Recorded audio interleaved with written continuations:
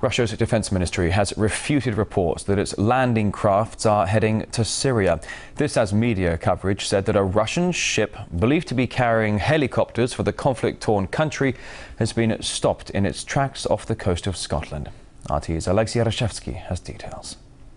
A Russian ship allegedly bound for Syria named Alouette was stopped at the coast of Scotland by the request of the British government. Its insurance was cancelled, and despite that this has not been confirmed nor by the Russian Defense Ministry nor by anyone else, the Western media have already came up with allegations and headlines that this ship was carrying helicopters to Syria to aid Assad's regime in the conflict zone. Now, definitely this is not the first time that the Western media has come up with such allegations, because we've heard about 2 Russian ships of the Black Sea Fleet which are ready to sail towards Syria. Now, CNN and NBC and many other stations came up with their reports last week, believing that these ships were already on their way to Syria, and thus creating many concerns in the West, especially that Russia would be aiding Assad's regime in the conflict. Now, Russia has been firmly denying all such accusations, saying that it's not been taking any sides,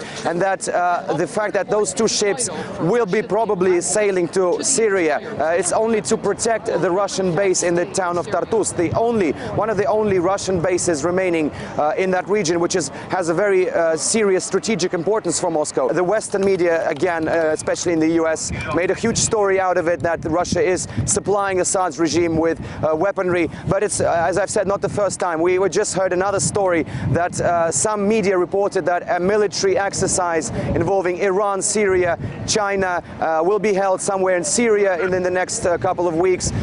These reports were also turned into mass hysteria by the media, saying that Russia is playing a dangerous game in the Syrian backyard. But this also has already been denounced by the Russian Defense Ministry, which said that no such games are possible in a conflict zone, which Syria certainly is at the moment. So this is definitely an all-out information war, not something we are completely not used to.